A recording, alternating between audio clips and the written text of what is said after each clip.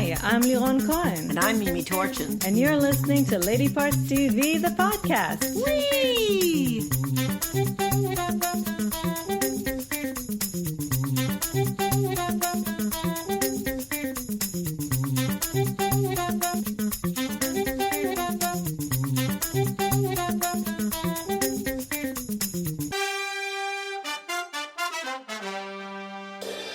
Hi, everybody. Hello, or howdy. What did we watch where someone said howdy and they kept on getting called on it? I think it was 911 Lone Star. Oh, yeah.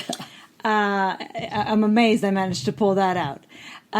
This is podcast number 99, which means next week is kind of special. If there's anything you'd like us to do that's special, let us know, ladypartstv@gmail.com. Otherwise, we're kind of at a loss as to how to celebrate this. But it is a big milestone. It is. So we tallied 17 primetime shows this week, written by women are 12, 70%, which is Fantastic. excellent. However, directed only 4, which is 23%, not so excellent. Maybe for our 100th podcast, we'll have 100%. All women directed. Yeah. Okay, we have a giveaway for you this week. Again, we love to give you things. We love to give you gifts. We have 4 digital copies of a new movie, action-packed. Night of the Sicario, starring, and I'll let Mimi introduce her, Natasha Henstridge, who Species fans will remember. Even I was a Species as the fan. beautiful Species. Destructive, fabulous Species. I think also Michelle Williams was the young one. Yeah, she may have been. I think she was. Anyway, The Species is one of my favorite sci-fi series. Yeah, if you haven't seen it, even I liked it. Fantastic. The first one is the best, but they're all good. Anyway, she plays an action heroine, I think, in this one. Yeah, well, in this one, not in that one. That one she plays an alien who is bent on mating with the human species. Yes, very different. Okay, so this movie called Night of the Sicario is starring her and Costas Mandylor. It's about the cartels, it's about the DEA, and it's about a girl who the cartels a young girl who the cartels want to get. I don't know why. I don't know. Probably revenge or, one of their lovely ransom. Who knows? Maybe, but maybe she's hell-bent on getting her. Maybe she's the daughter of somebody important. And Natasha Henstridge somehow ends up needing to protect this little girl.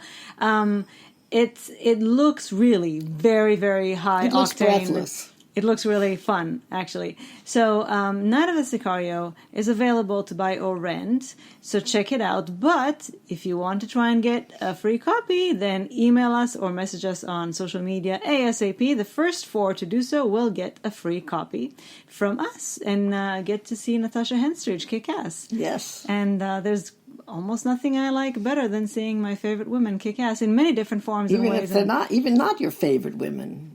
But well, yes, even if they're just kick-ass women. I have a very broad definition of my favorite women. I'd like to see Julie Andrews do some kick-assing. Julie, when Julie kicks ass the most? When she does talk shows, yes. Because she is... Verbally. I know, she's so fabulous. And you never expect that from this very proper-sounding, proper-looking lady. But she is more than just a lady. She's full of piss and vinegar. Yes. So, Night of the Sicario, check it out. And if you want a free copy, make sure to let us know. Now, this is something we've been waiting to talk about for quite a while. Yes, indeed. So, most of you know that The Handmaid's Tale is coming back with the 4th season this coming Wednesday, April 28th, on Hulu. And I have to confess that we were coming to season 4 very weary because the first season of Handmaid. Well, the first season was genius, unbelievable. First of all, and this continues throughout all the seasons, the way it looks, the way it's written, the way it's acted, it's television at its highest exactly. artistic achievement. So it was mind-blowing, the first season. It was. And obviously the subject matter was very dark. Equally mind-blowing. Yes. Very frighteningly relevant. But the first season ended at the end of the book, and then they went on their own. And their decision in the following 2 seasons was to really kind of make it go from bad to worse to worse to worse, then to even worse to worst. And at some point, and we back felt to terrible again. Yes, and we felt really that they're torturing us. Yes, I felt beaten down. At some point, I remember the last season, season 3, kind of halfway into it, I said, come on, you've got to give us something. How much can we take before we get some satisfaction? And we really thought, we discussed it, I think even on the podcast, we thought it was a mistake. Because I think it was a mistake. I still think it was a mistake. I mean, I'm sure that there are people who've given up, including my parents, for example, who just couldn't bear the hideous everything that these girls had to go through. No, we understand that it's part of, this is the story, but at some point you have to start giving your audience some hope, some shred of, some wins, Well, yes, and this is not any longer part of the original story. Right, so they have the freedom to decide. Yes, they have the freedom to do otherwise. Well, and now we get to the point. Season 4, we came very, very I was on my guard. I was, we were so pleasantly surprised. Pleasantly. We cannot say almost anything because we don't want to ruin a single solitary second of this brilliant unfolding. We will only tell you that I think you can trust us. That yes, there's still Terrible. A lot of darkness. I mean, there will always be darkness. There has to be. It's a very dark, horrible story. If they all of a sudden didn't have darkness, it would be a complete betrayal of this show, and it would not be the show that it is. It has to be gradual. We understand that. But they are giving us something. I would say more quite than something. They're giving us quite a bit. Also, the other problem is that not only was it way, way, way too dark at some point, it also became very repetitive. Right. I was just going to say it was very, very repetitious. And, yes, because how much can you deviate from that story when you stay within the constraints of that original story? In this season, they have found the ways to introduce new themes, which I found to be very satisfying because it's going out of the same old story. It's introducing new ways of dealing with the same subject matter, only from different points of view, different ways of... I'm not going to say anything. Now, I have to admit that I remain trepidatious. Well, yes, we should say we watched 8 out of the 10 episodes. There's still 2 to go, yeah. I remain trepidatious. I can't... it's been very rewarding, but I don't trust them. You know what? We've been traumatized as the audience. We go through, so it makes total sense that we would be suspicious. Imagine how much how traumatized they are. Exactly. And I think that's the very fine balance that they have to work with. Because on one hand, you have to be true to the characters and what they go through. On the other hand, you have to remember that your audience is we put ourselves in this position where we go through vicariously, we go through it with them. We care about them deeply. So at some point, you have to give us something. And let me just say that don't think that this is all a nice little downhill swish on your skis. There's quite a bit of angst and agony. Oh, of course. In this and again, as well. It wouldn't make sense if there wasn't. They can't go from one extreme to the other. Gilead. Why do I keep doing that? I don't know if they have a certain number of seasons in mind, and if they know. Okay, I hope so. So if we, let's say, want to do 6 seasons, and at the end of the 6th season we want to win, then this is how we unfold, how we gradually get there. I don't know. I would hope so, because I think that this kind of show, it's important. It's like, when we talk about The Walking Dead and how at some point, what it is very repetitive. It is you always have to be in a disadvantage, because otherwise how do you keep the story going? And it's exhausting, and I'm at the point for the last 2 years. You have like 10 least, episodes on DVR waiting for you. I want to watch it. I've loved it. I was such a fan of it, but it's almost like a duty now. It's not. There's very little pleasure in it. But then when I start it, I do get wrapped up in it. Right. I do want to, though, continue to emphasize that we are really enjoying this season. Yes, just loving it. We've been binging on it. We find it very satisfying, very fascinating, interesting. Again, everything is top notch in all aspects. It's such an intelligent show. Yeah. My God. It really is. It's really so challenging in so many ways, and it's just intellectually stimulating and emotionally charged, and it's and artistically magnificent. Right. We really, really, really, really, really recommend this season to you. And if you remember, again, we were honest in the previous seasons about not really enjoying them, about almost quitting. So I think you can trust us. It's still going to be hard, but at least it's going to be rewarding. Mm-hmm. At least until the 8th episode, we'll see what happens next. And again, rewarding in small, and rewarding not necessarily in successes only, but also in the expansion of the narrative and including other aspects. of that story that we haven't had until now. So this is The Handmaid's Tale, Season 4, on Hulu, starting April 28th. Be there. Oh, so be there. So, there's a new series on HBO called Mare of Easttown, which I thought was about a horse in No, you thought it was about the mayor. First I thought it was the mayor of some town in 18th century England. No. And then Leron said, no, it's Mare of Easttown. I said, it's about a horse? In 18th century England? But no, it's about very, very unhappy people in Pennsylvania in the present.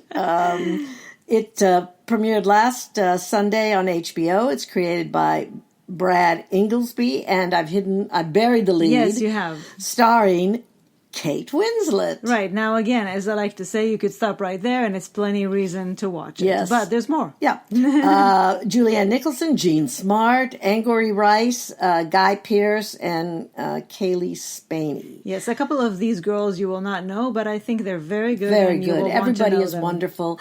The New York Times, in its review, called it, I think, American miserabilism. Which is, I think, a term I will use often. Often. And it really is. I mean, everybody is sort of depressed and downtrodden. It's sort of small town miasma and also murder. Oh, murder, and yes. Murder. Does make yes, make Kate Winslet plays blue. a detective.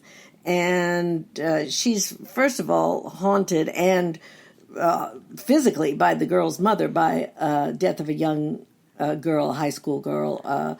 That she has not managed to solve. That she hasn't managed to solve. I think it's been at least a decade. Yes, and the thing is also, she's a detective, but because it's such a small town, everybody knows her. Everybody knows everybody. Right. And she's also like part social worker, part something. Right, and she was a basketball. 25 years? Was it the 25 year? Something. Yeah, she made the amazing shot that won them the championship, the only championship their girls' basketball team, I think the Nighthawks, ever had.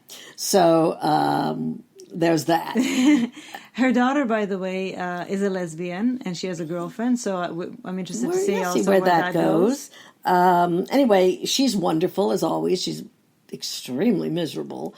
But it is miserabilism. So yes. Jean Smart is wonderful. Jean Smart plays a character she's been playing a lot, which is somebody's cranky mother. Cranky mother, exactly. That's exactly what I was going to say. The thing about Kate, and I'm kind of because I told you when we read the review, I thought that recently she's been tapped a lot for this kind of role of this miserable. And they said that too. Yes, give her something else. Yeah, kind of like she has done that a lot, but.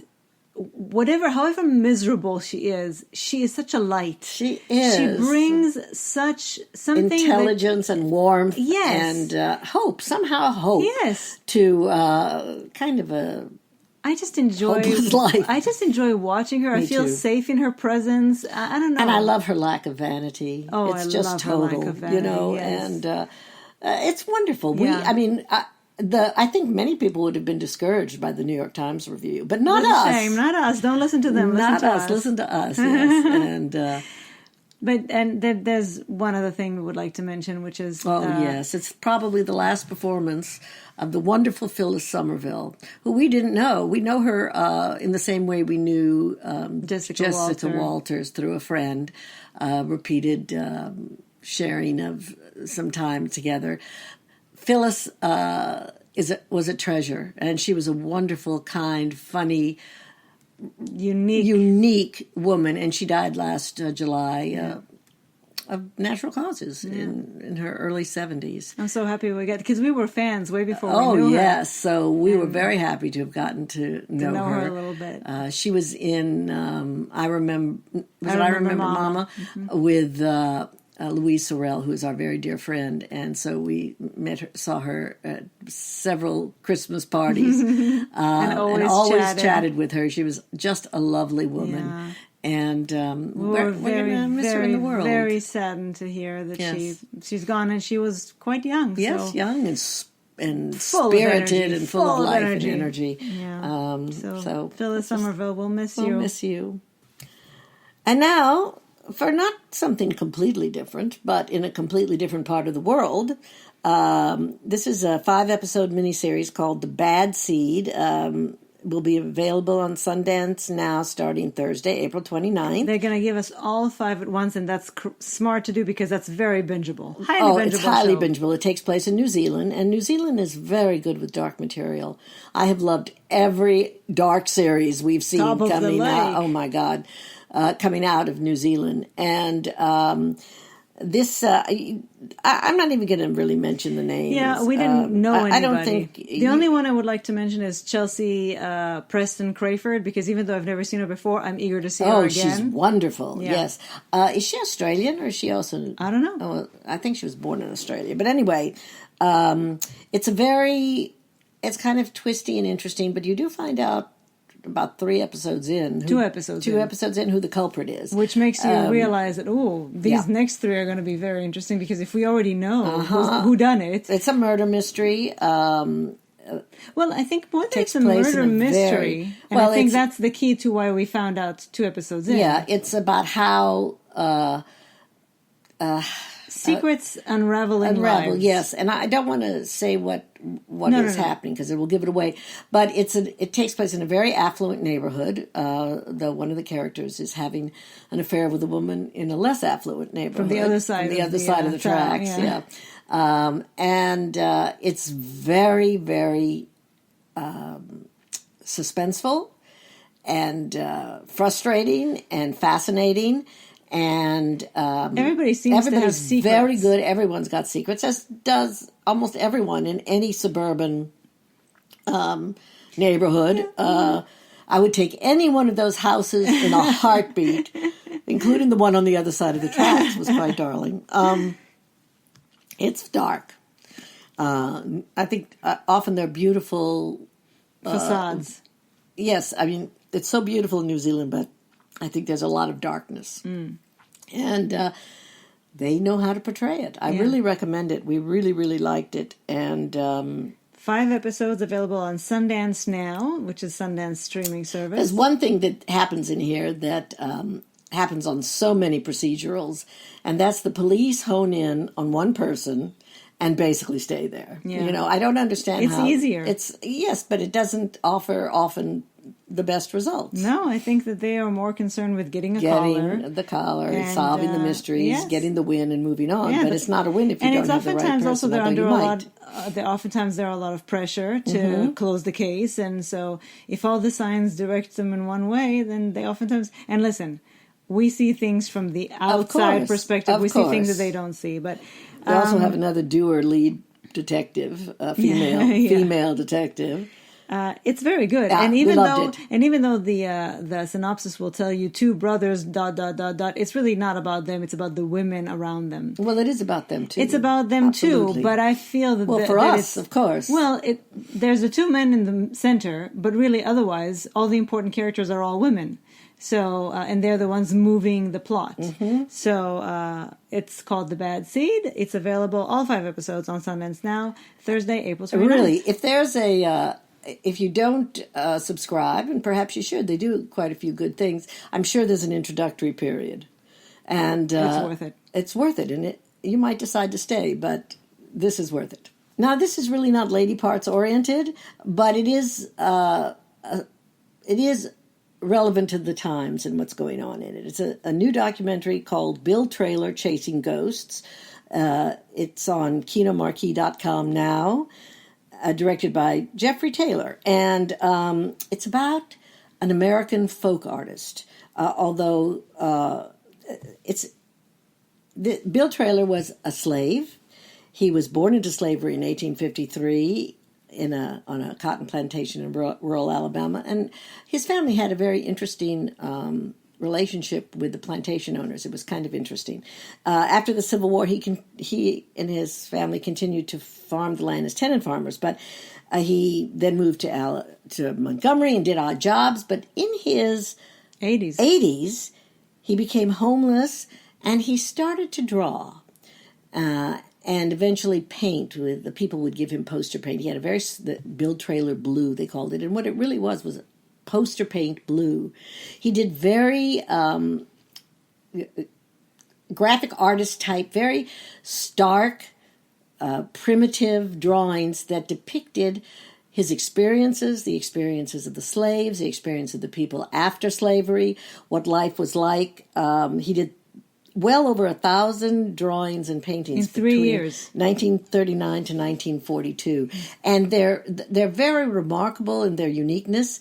And he did them on pieces of paper he would find. He would find a piece of cardboard, and there would be a tear in it, and he would incorporate that tear into the painting, the drawing. He did a lot of birds and sort of violent depictions. There was a lot of darkness in them. I love his art. I love his story. This is a wonderful documentary, and it's very relevant of what we're talking about with the Black experience and one man, one family story. I recommend it highly if you have interest in art and if you have interest in the history of the South. It's called Bill Traylor Chasing Ghosts on KinoMarquee.com. I loved it. Excellent. Now, for the final show that we're reviewing, we just want to tell you, if you have not seen the 6th season of Line of Duty, well, you know what? If you haven't seen the first season of Line of Duty, start from the beginning. We're actually not giving any spoilers, I don't think. We might. It's always the same. We might at some point, and we'll warn you. But first of all, let me tell you, if you've not seen Line of Duty, you must.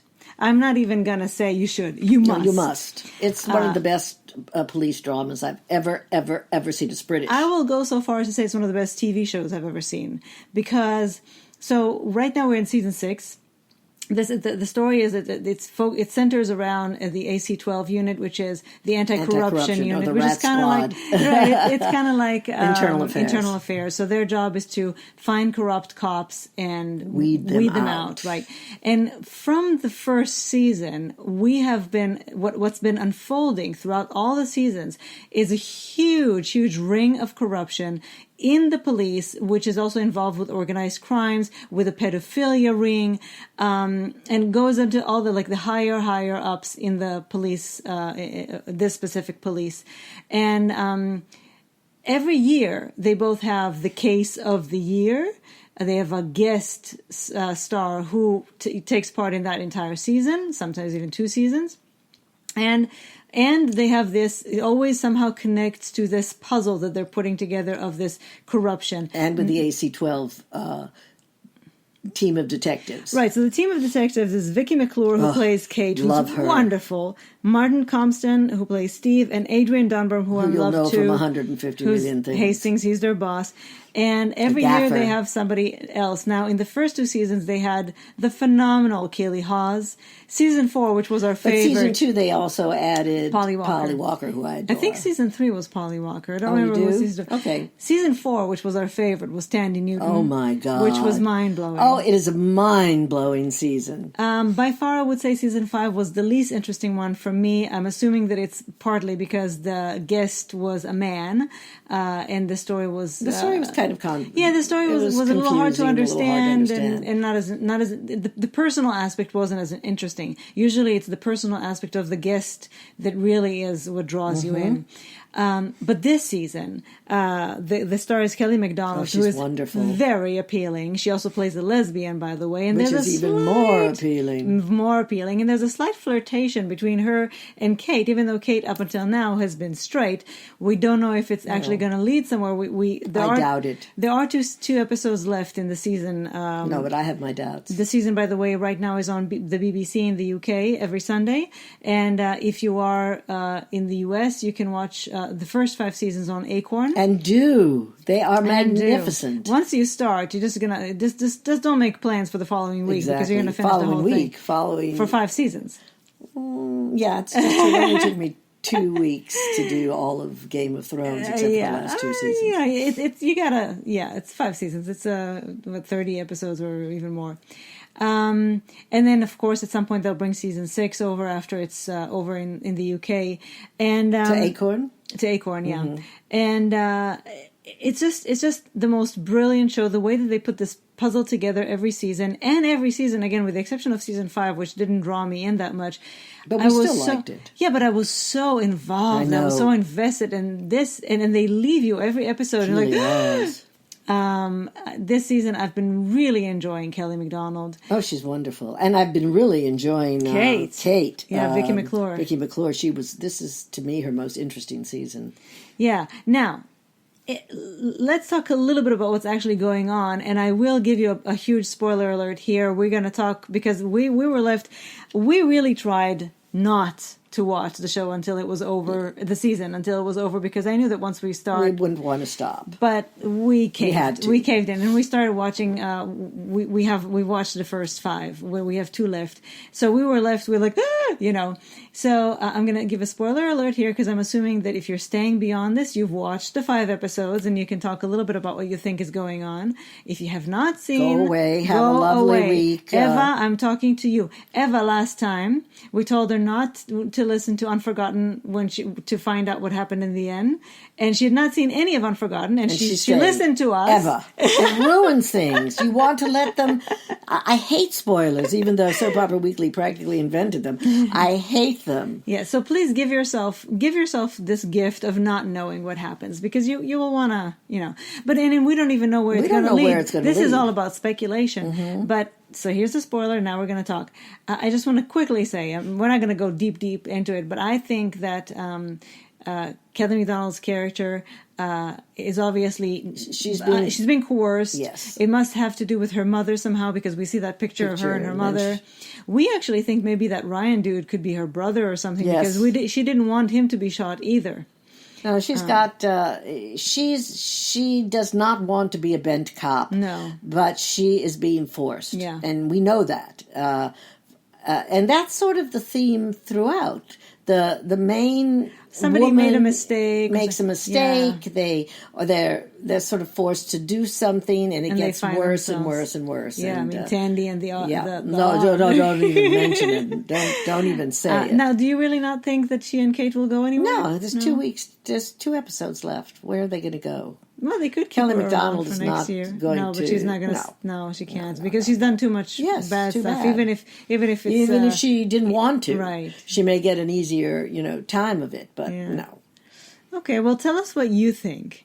ladypartstv@gmail.com, and it was a pleasure to have you here. It was. It always is. And we have more great stuff to tell you about next week, so make sure to come back to our 100th episode. And if you have any requests or ideas to how we can make it a special podcast episode, let us know. Besides cake.